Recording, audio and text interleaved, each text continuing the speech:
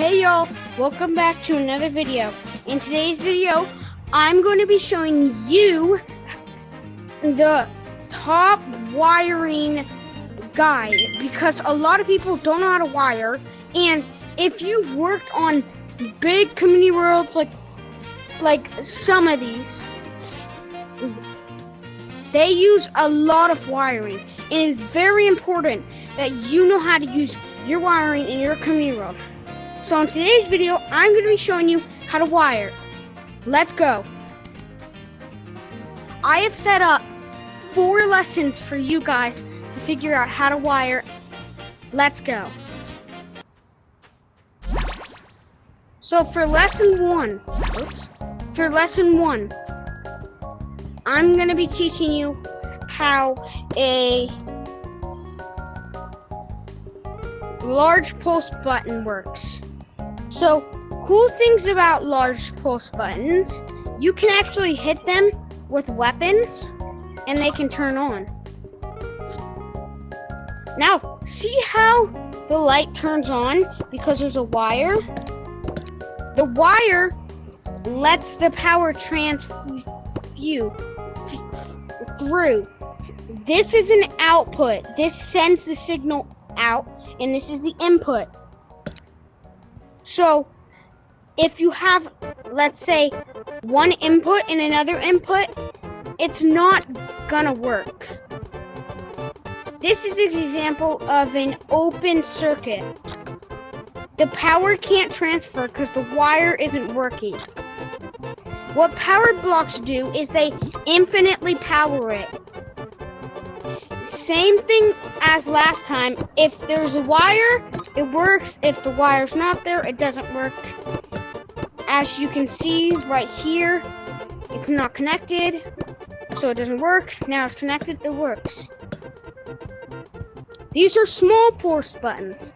You cannot turn these on with weapons.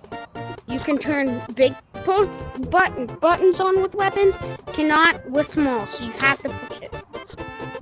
Now this is a trapped wood block. All it is these can't be turned on by weapons, and they are usually used for community worlds when hiding things like as walls, because you can paint them and they are really good for hiding. Now, lesson 2. No, that's lesson 3. Okay, lesson 2. This is blocks and how they work. This is the AND gate. The AND gate requires both buttons to be pressed to be turned on. If one is pressed, it will not work. But if both are pressed, then it works. Now for the OR gate, it's opposite. If one's on, then it works. If both are on, then it doesn't.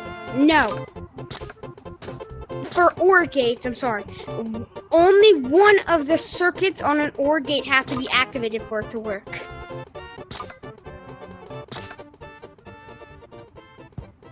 Now this is an XOR gate.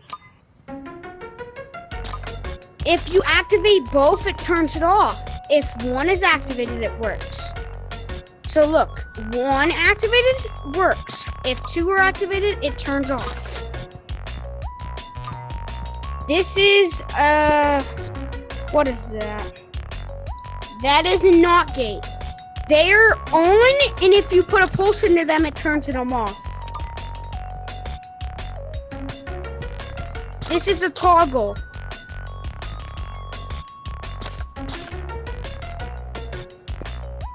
What this does is turns it off. So if you toggle it, it will keep it on forever until you turn it off. It's basically like a light switch. If you flick it on, it stays on until you flick it off. And this is how you turn it off. This is a randomizer. These are pretty cool. These are used for a lot of gambling maps. If I click a button, it has a 50-50 chance of going on each side. See?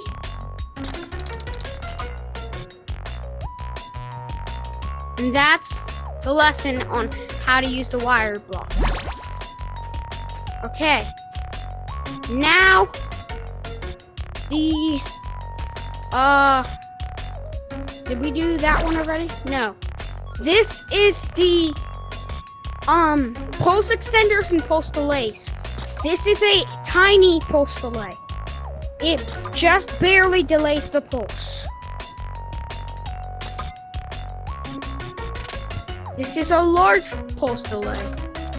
1 second. For some reason, there's no button here.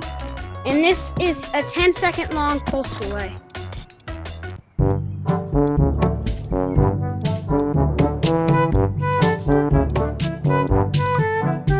And now it's turned on. This is a small pulse extender. It's extended for 1 second.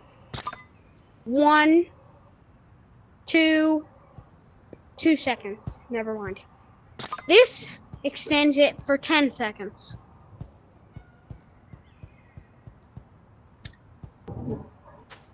Now, onto the blocks that are not that useful, but they matter. So, this is the pulse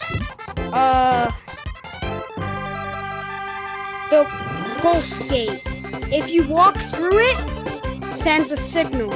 Same with the 4x4. This is trapped wood, but 2x2.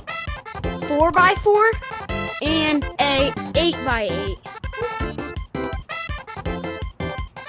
This is a wireless transmitter. This is for if you don't want to put wires all the way up to the... So, cool fact, if you actually have different colors, it activates different lights. So if I activate the white one, it activates that one and not that one. If I activate this one, it activates that one and not that one. So if you paint it different colors, it activates different things.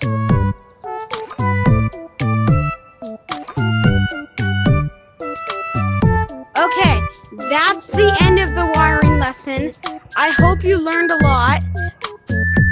And if you have any questions, please ask me in the comments. I will answer whenever I get the chance. And